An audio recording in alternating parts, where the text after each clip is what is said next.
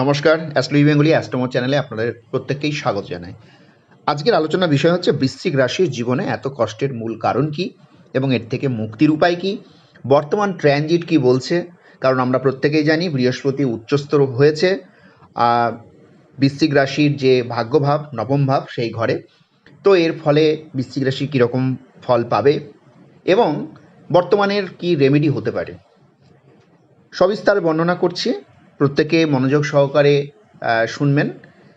দেখুন, প্রথমেই বলি যে বৃশ্চিক রাশি হচ্ছে আমাদের জোডিয়াকের অষ্টম ভাব, অর্থাৎ জোডিয়াকের প্রথম ঘর হচ্ছে মেষ রাশি। আর এই মেষ রাশির সাপেক্ষে যদি আমরা 1 2 এইভাবে কাউন্ট করে আসি, দেখব যে বৃশ্চিক রাশির ঘর হচ্ছে অষ্টম ভাব। অষ্টম মানে দুঃখ, কষ্ট, সমস্যা, হ্যাঁ, বিভিন্ন রকম একটা পরিস্থিতি এইটা অষ্টম হাউসকে কেন্দ্র করে আমরা দেখি। তাই পরাশর হোরাশাস্ত্রের মধ্যে পরাশর মুনি আমাদের এই অষ্টম ভাবকে সমস্যার আতুরঘর বলে বর্ণনা করেছেন, যার ফলে এই বৃশ্চিক রাশি একটা দুর্ভাগ্যবশত এই অষ্টম ভাবকে পেয়ে গেছে। এর ফলে এদের কিন্তু জীবনে কষ্টের শেষ থাকে না। কোন কোন দিকে বেশি কষ্ট এবং তার রেমেডি কী হতে পারে, মুক্তির উপায় কী বলছি। এখানে আরেকটা কথা বলে রাখি যে পরাশর মুনি তিনি আমাদের যে বৈদিক জ্যোতিষশাস্ত্র সেখানে এই বৃশ্চিক রাশির একটা সিম্বল ব্যবহার করেছে, সেটা হচ্ছে ক্যাঁকড়া বিছে। আমরা যদি ক্যাঁকড়া বিছের জীবন দেখি তাহলে দেখব যে ক্যাঁকড়া বিছে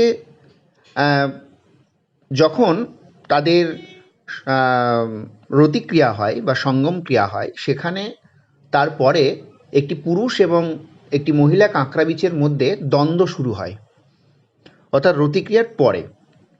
এবং কাঁকড়া বিছের আর একটা সমস্যা, সেটা হচ্ছে ওই যে সন্তান জন্ম দেয় তাদেরকে পিঠে রেখে দেয় এবং ওই পিঠে ওপরে আর কি, মানে ওপর অংশে যেখানে রেখে দেয় আর কি, পিঠের ওপরে রেখে দেয় সন্তানদের, এবং ওই মা হচ্ছে ওই সন্তানদের খাবার। এবং আস্তে আস্তে আস্তে আস্তে আস্তে সন্তানরা যত বড় হতে থাকে কাঁকড়া বিছেটা কিন্তু মৃত্যুর দিকে এগিয়ে যায়।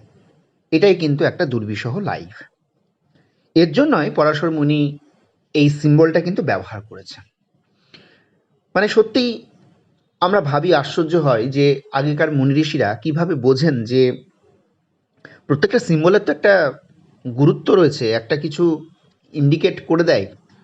অনুরূপ এই বিষয়টা কিন্তু খুবই দুর্বিষহ। ফলে দুটো জিনিস মূল কারণ, একটা হচ্ছে অষ্টম ভাব, আর এই অষ্টম ভাব মানে হচ্ছে আমাদের সমস্ত কিছুর আতুর ঘর বলতে পারি, অশান্তির। আর দ্বিতীয় হচ্ছে সিম্বলটা। আর আমাদের এই অষ্টম ভাব, যেটা আমাদের বৃশ্চিক রাশির ঘর, এটা অ্যাকচুয়ালি আমাদের সেক্সুয়াল পার্টকে ইন্ডিকেট করে।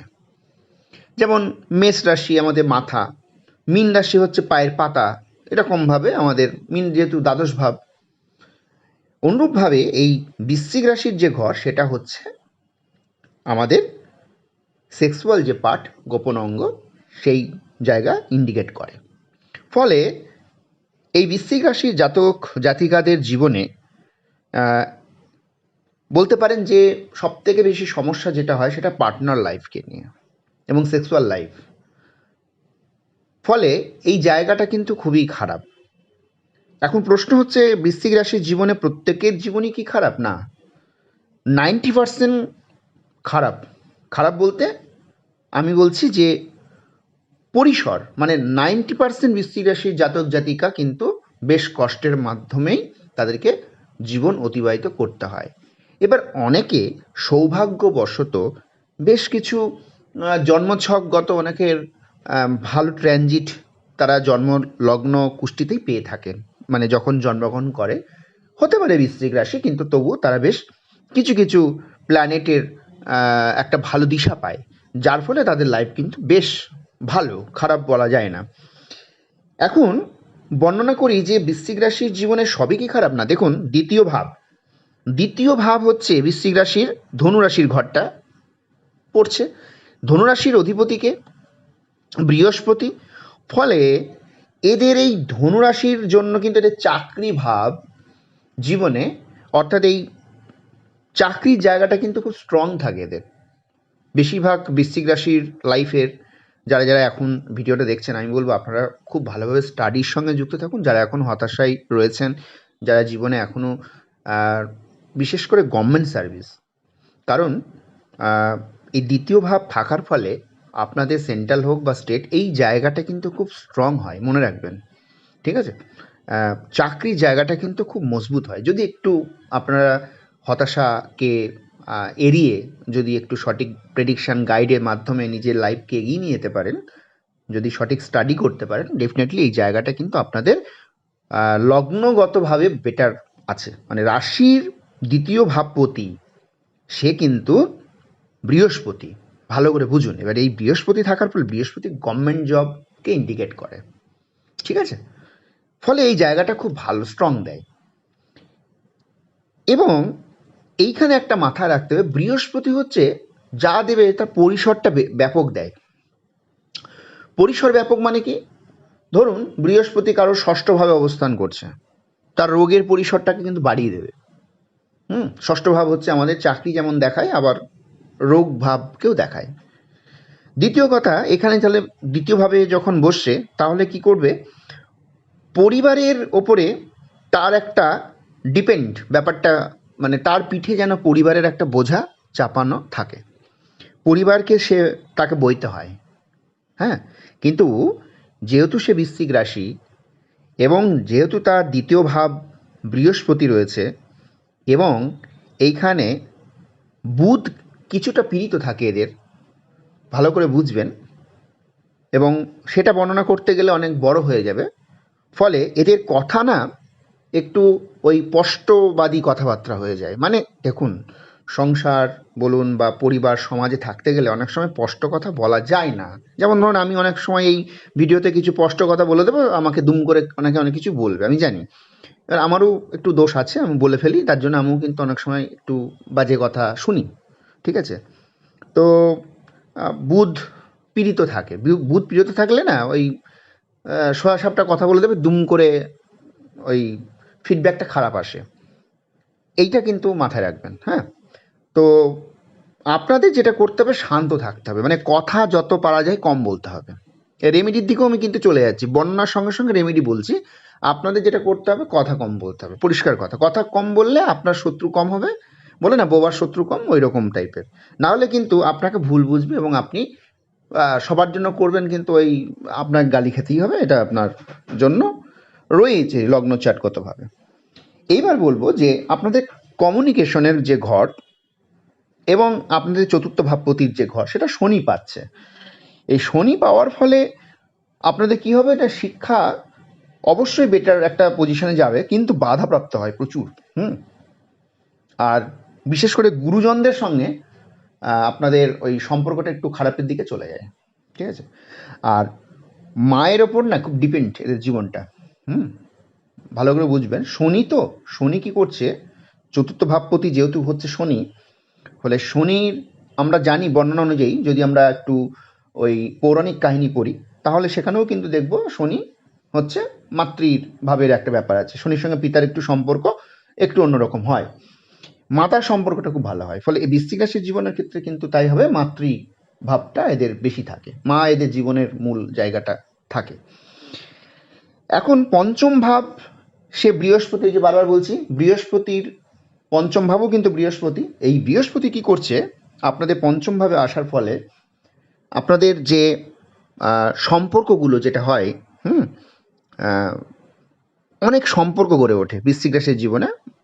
খারাপভাবে নেবেন না, আপনাদের জীবনে অনেক সম্পর্ক গড়ে ওঠে, আবার সম্পর্কগুলো ভেঙে যায়। হ্যাঁ, এইটা ওই যে বললাম, পরিসরটা ব্যাপক হয়ে গিয়ে এই গণ্ডগোলটা হয়ে যায়। আর এখানে মাথায় রাখুন যে আপনাদের নবম ভাব সে কিন্তু চন্দ্র, তার ঘর। চন্দ্র মানে আপ অ্যান্ড ডাউন, অমাবস্যা পূর্ণিমা, ঠিক আছে? এইটা হয়, কিন্তু কর্মভাবের জায়গাটা অনেকটা বেটার। আর একাদশ ভাব সেটাও কিন্তু সাকসেসের যে জায়গাটা, সেটা হচ্ছে আপনাদের বুধের একটা ঘর পেয়ে যাচ্ছে। বুধের ঘর পাওয়ার বললাম যে বুধ পীড়িত থাকেই। হুম স্বাভাবিকভাবে এবার একাদশ মানে সাকসেস, সাকসেসের জায়গাটাই না একটু পীড়িত হয়ে গেছে। ফলে আপনাদের লাইফে যেটা হবে সেটা হচ্ছে পার্টনার লাইফ নিয়ে, সন্তান লাইফ নিয়ে একটু প্রবলেম হয়। পারিবারিক জীবনে একটু প্রবলেম কি হয় যে ওই অনেকে বুঝতে চায় না লাইফে। এই জায়গাগুলো কিন্তু আপনাদের একটু সংযত থাকতে হবে। বন্ধু বান্ধব সংখ্যা বেশি হলেও তাদের সঙ্গেও কিন্তু এই দেখবেন মানে ঘরেই শত্রু আর বাইরের কি বলবো আর কি। তো আপনাদের মেন কথা আমি বলবো বুধ হচ্ছে পীড়িত থাকে, যার ফলে আপনাদের কিন্তু কথা কম বলতে হবে। আর মাথায় রাখবেন শুক্র, বুধ আর শুক্র এই দুটো আপনাদের ক্ষেত্রে খুব সমস্যার জায়গা।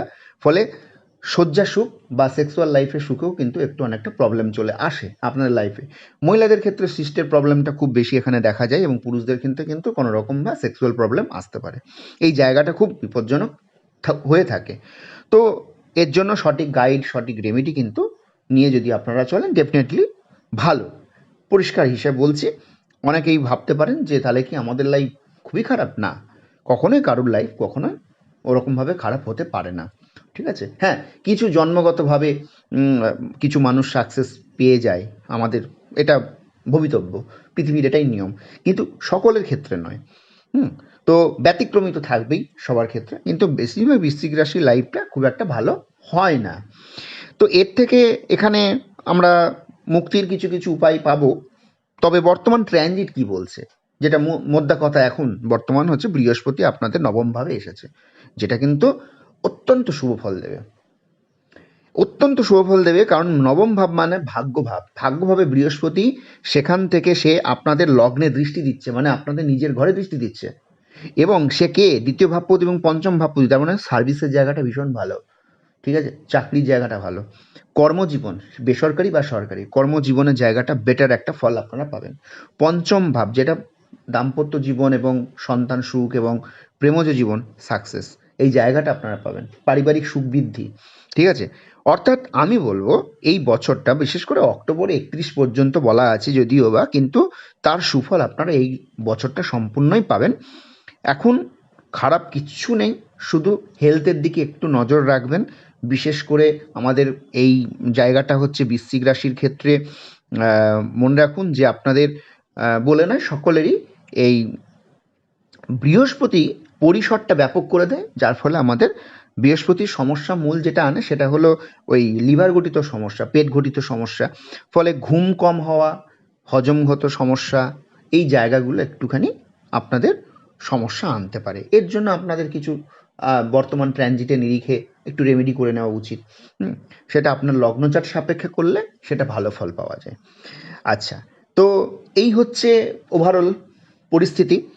কিন্তু আমি আমার ব্যক্তিগত এখানে কতগুলো কথা না বললেই নয়, সেটা হচ্ছে বৃশ্চিক রাশির ট্রানজিট ভালো এসেছে। এখন যদি আপনারা মনে করেন না আমার তো কোনোদিন খারাপ মানে ছাড়া ভালো হয়নি, তাহলে এই যে নেগেটিভিটি যে চিন্তাটা আপনি করে ফেলবেন, তাহলে কিন্তু আপনার জন্য নেগেটিভই হবে। কারণ এটা আমাদের এই পৃথিবী, ইউনিভার্স, প্রকৃতির নিয়ম যে আমরা যদি নেগেটিভ চিন্তাটা করি তাহলে আমাদের সঙ্গে সেটাই ঘটবে।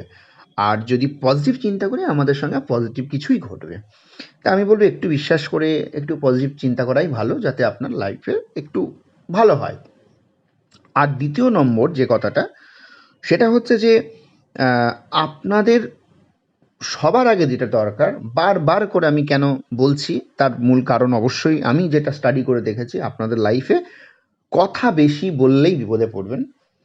একদম চোখের সামনে অন্যায় হচ্ছে, সহ্য করা যাচ্ছে না, যখন আপনার ওপরে আক্রমণাত্মক কিছু ঘটছে, যতক্ষণ মানে সহ্য করতে পারেন করুন, যখন সহ্য করা যাবে না তখন আপনি প্রোটেস্ট করুন, তার আগে নয়। কিন্তু আপনারা সেটা পারেন না। এটা হচ্ছে এই বৃশ্চিক রাশির লাইফের একটা ব্যাপার। তো চুপ করে যেতে হবে, যত চুপ করে যাবেন ভাববেন আপনার সাকসেস, আর চুপ না করলে কিন্তু সাকসেস আসবে না। এইটা হচ্ছে পয়লা নাম্বার, এবং এটাই হচ্ছে সব থেকে বড় রেমিডি আপনাদের জন্য। দ্বিতীয় নম্বর হচ্ছে গোমাতাকে সেবা করুন আর কুকুরকে খাওয়ানোর চেষ্টা করুন। ঠিক আছে? আর তৃতীয় নম্বর অবশ্যই প্রেডিকশন ব্যতীত অন্য কিছু করা যায় না। আর গুরুমন্ত্র যারা যারা দীক্ষিত তাদের জন্য তো অবশ্যই সেই গুরুমন্ত্রের ওপরে আর কিছু নেই। আর বলবো দেখুন, খারাপ লাইফ সবারই আসে, আবার সবার চলে যায়, ঠিক আছে? অনেকটা চাকার মতন জীবন। চাকাটা যেমন নিচের দিকে চলে যায়, অনেক সময় আবার উপরে চলে আসে। এইভাবে তো ঘূর্ণীয়মান। তো আমাদের লাইফেও তাই। হ্যাঁ, উত্থান-পতন আছে। বৃহস্পতি এসেছে আপনার নবমভাবে অর্থাৎ ভাগ্যভাবে, যেখানে সুখ, শান্তি, আনন্দের চাবিকাঠি নিয়ে এসেছে। বিশেষ করে আপনার পার্টনার লাইফ বেটার দেবে, সন্তান লাইফ ভালো দেবে, দাম্পত্য জীবন ভালো দেবে, চাকরির জায়গাটা ভালো দেবে, কেরিয়ারের একটা দিশা আপনি পাবেন, আপনাদের বিদেশ ভ্রমণ, ঠিক আছে? তো এই সমস্ত জায়গাগুলো কিন্তু আপনাকে দিশা দেবে।